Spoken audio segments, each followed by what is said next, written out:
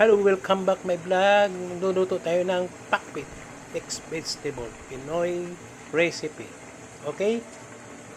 Randy TV.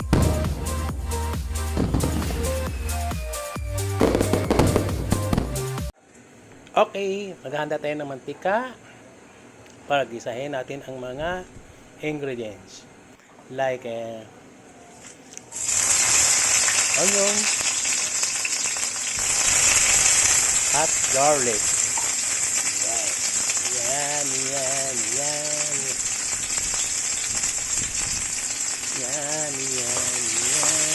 After that, become brown. Kaya natin ang shrimp. Hipon. Lutuin na natin ng ilang minuto na magkasama. Okay, of course. After that, ang tomato.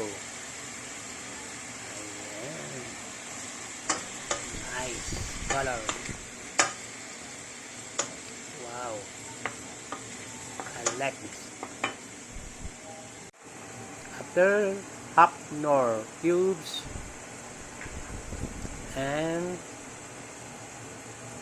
paprika, black pepper. Right. It's a simple, like how to cook ordinary vegetable inside the house, inside your kusina, your kitchen, like that. Here in, yes, squash or kalabasa.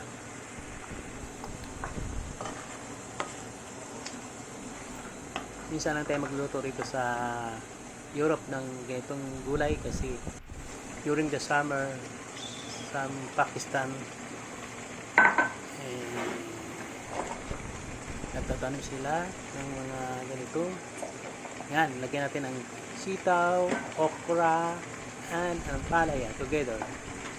Put all together the bitter gourd and ladies fingers and beans. See? Wow, nice. Very nice. I love this. To mix all the vegetable. So we will see after that. Okay? Okay, thank you for watching. Bye bye. Thank you.